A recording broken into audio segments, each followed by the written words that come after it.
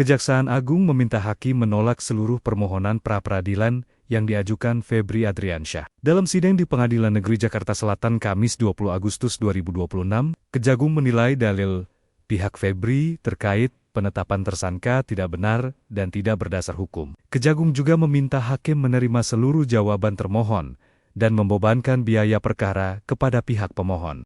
Pemirsa, rapat Dewan Gubernur Bank Indonesia pada 18 dan 19 Agustus 2026 memutuskan untuk mempertahankan BI rate sebesar 5,75%. Sejalan dengan hal tersebut, suku bunga deposit facility sebesar 4,75% dan suku bunga lending facility sebesar 6,5%. Dengan demikian, BI telah menahan suku bunga dalam 2 pertemuan beruntun. Bank Sentral sebelumnya juga mempertahankan BI rate sebesar 5,75% pada RDG Juli 2026. Rapat Dewan Gubernur Bank Indonesia pada tanggal 18 hingga 19 Agustus 2026 memutuskan untuk mempertahankan BI rate sebesar 5,75%, suku bunga deposit facility sebesar 4,75%, dan suku bunga lending facility sebesar 6,5%. Keputusan ini tetap konsisten dengan upaya memperkuat stabilitas nilai tukar rupiah dari dampak tingginya gejolak global akibat perang di Timur Tengah, menjaga pencapaian sasaran inflasi sebesar 2,5 plus minus 1% pada tahun 2026 dan 2027, serta mendukung pertumbuhan. Utang luar negeri Indonesia naik 4,4% menjadi 453,4 miliar dolar Amerika pada kuartal 2 2026. Kenaikan utang luar negeri tersebut disebabkan oleh peningkatan utang luar negeri publik baik pemerintah maupun bank sentral di tengah kontraksi pertumbuhan utang luar negeri swasta yang lebih rendah. Bank Indonesia melaporkan posisi utang luar negeri atau ULN Indonesia pada kuartal 2 2026 sebesar 453,4 miliar dolar Amerika Serikat atau sekitar 8.095 triliun rupiah, tumbuh 4,4% secara tahunan. Berdasarkan sektor ekonomi, ULN pemerintah dimanfaatkan untuk mendukung sektor jasa kesehatan dan kegiatan sosial sebesar 22%. Administrasi pemerintah, pertahanan, dan jaminan sosial wajib 20,6%, jasa pendidikan 16,2%, konstruksi 11,5%, serta transportasi dan pergudangan 8,5%. Sementara itu, peningkatan ULN Bank Sentral terutama didorong oleh kenaikan kepemilikan non-residen terhadap instrumen moneter sekuritas rupiah Bank Indonesia. Di sisi lain, posisi ULN swasta pada kuartal 2 2026 tercatat sebesar 194,6 miliar dolar Amerika Serikat atau mengalami kontraksi 0,6%, lebih rendah dibandingkan kontraksi 1,3% secara tahunan pada kuartal 1 2026. Berbagai sumber IDX Channel.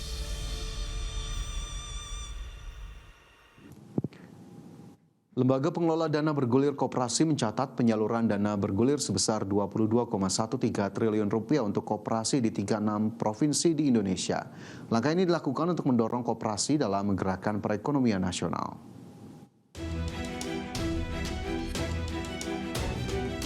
Lembaga Pengelola Dana Bergulir atau LPDB Koperasi mencatat hingga saat ini sudah menyalurkan dana bergulir sebesar 22,13 triliun kepada 3.909 mitra koperasi yang tersebar di 36 provinsi di Indonesia. Direktur Utama LPDB Koperasi Krisdianto menyebutkan, capaian ini memperluas akses pembiayaan produktif, memperkuat kapasitas usaha koperasi, sekaligus mendorong koperasi dalam menggerakkan perekonomian masyarakat.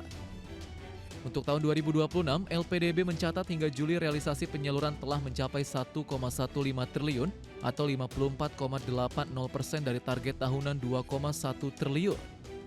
Capaian tersebut tumbuh 44,45% secara tahunan dibandingkan periode yang sama pada 2025 sebesar 796,69 miliar. Adapun porsi pembiayaan diarahkan sebesar 85% kepada koperasi sektor real dan kegiatan usaha produktif. LPDB berdiri kita sudah kurang lebih 22 triliun dan tersebar untuk 3.900 koperasi seluruh Indonesia.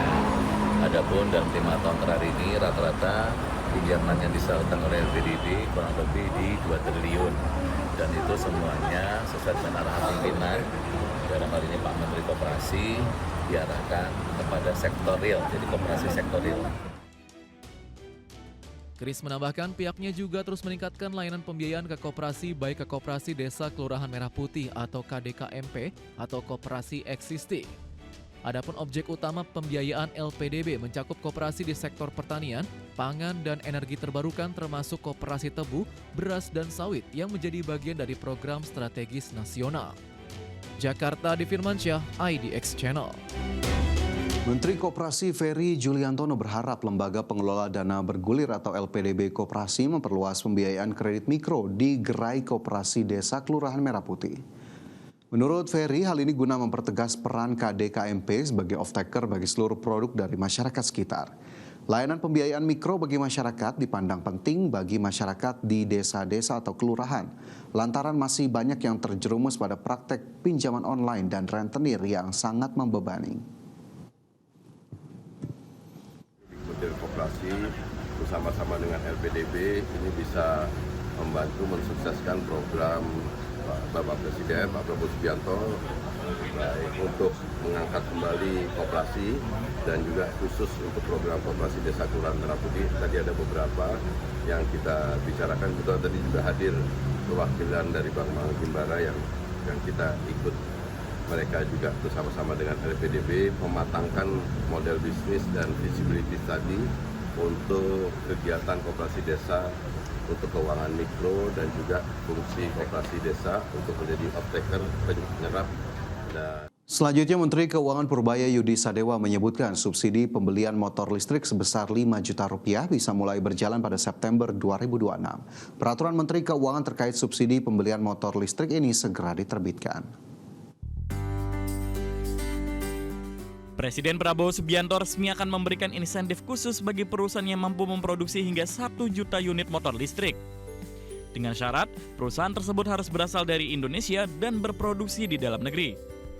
Selain itu, pemerintah juga mengeluarkan 3 kebijakan utama terkait mobil listrik nasional, yakni menekan biaya kendaraan bagi masyarakat, mengurangi ketergantungan pada bahan bakar impor, serta memperbesar industri motor listrik nasional beserta rantai pasoknya, mulai dari baterai, komponen, perangkat lunak hingga layanan purna jual. Menteri Keuangan Purbaya Yudi Sadewa menyebut subsidi pembelian motor listrik sebesar 5 juta rupiah bisa mulai berjalan pada September 2026 ini. Peraturan Menteri Keuangan terkait subsidi pembelian motor listrik ini segera diterbitkan. Namun, aturan resmi yang menjadi payung hukum kebijakan tersebut masih dalam proses. Sebelumnya, Menteri Perindustrian Agus Gumiwang menyampaikan bahwa insentif motor listrik senilai 5 juta rupiah tersebut masih menunggu terbitnya peraturan Menteri Keuangan. Kebijakan insentif ini terbukti mampu mendongkrak pasar motor listrik di Indonesia. Tercatat, penjualan sepeda motor listrik naik signifikan dari 17.198 unit pada 2022 menjadi 62.409 unit pada 2023. Kemudian mencapai puncaknya pada 2024 tercatat 77.078 unit motor listrik terjual. Program Bantuan Pembelian Kendaraan Listrik Berbasis Baterai atau KBLBB roda 2 pada periode 2023-2024 melibatkan 22 industri dengan 70 tipe atau model kendaraan. Sementara, realisasi penyaluran bantuan melonjak dari 11.532 unit pada 2023 menjadi 62.541 unit pada 2024 atau tumbuh sekitar 442%. Secara total, sebanyak 74.073 unit motor listrik telah menerima bantuan pembelian selama periode tersebut. Dari Jakarta, IDX Channel.